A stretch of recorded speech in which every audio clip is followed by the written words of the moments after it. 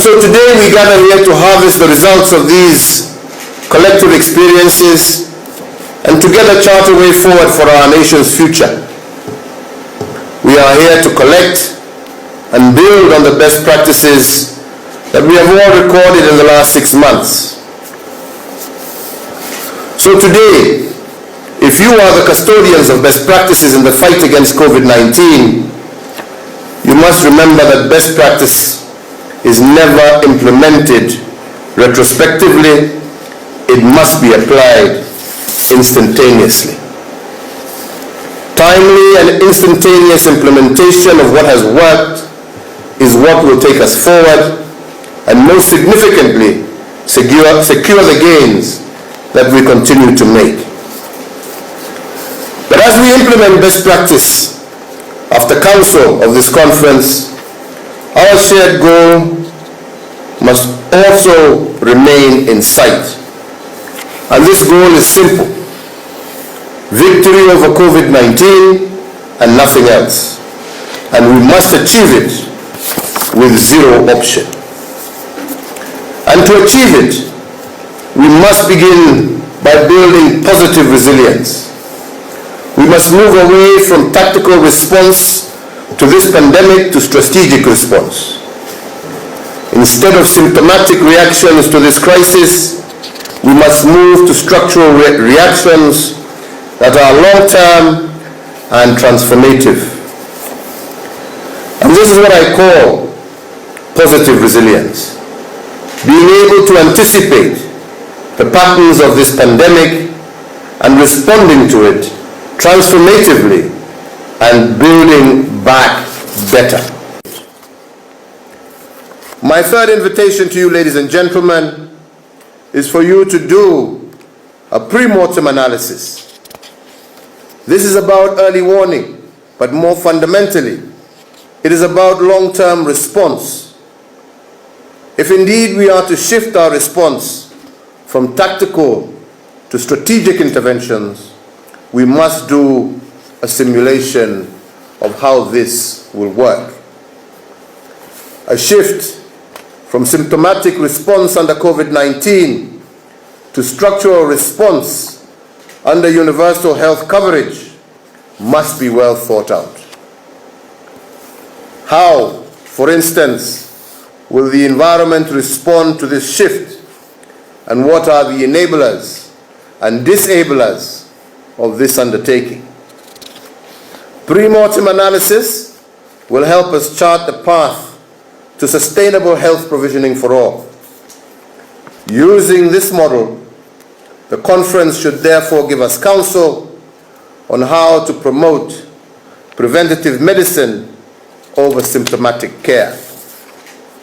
It should guide us on how to use the lessons learned from the COVID-19 experience in order to anchor the full national rollout of the universal health coverage, one of the pillars of my administration's agenda for the nation. Allow me now to suggest a framework for banking your experiences of the last 6 months in this conference. This framework has 3 elements. First, I want us all to do a post-mortem analysis of how we have handled the COVID-19 crisis 6 months after it began to manifest itself in our country. Begin by looking at the forecasting of the spread of the virus. If all our models had projected severe scenarios that did not happen, was it because we were forewarned, or was it because of the swift interventions that we put in place? How does our national response compare with others within the region, the continent, and the world? Is there something that we could have done better?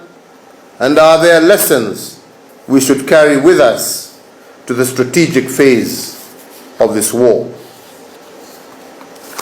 Ladies and gentlemen, and I am not asking you to ponder these questions because we have failed. To the contrary, I believe we have done remarkably well, and that is why we have begun to flatten the curve.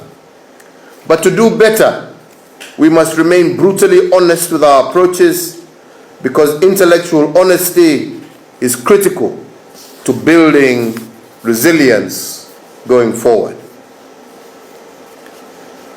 Ladies and gentlemen, secondly, after doing a post-mortem analysis, I invite you to do some in-mortem analysis.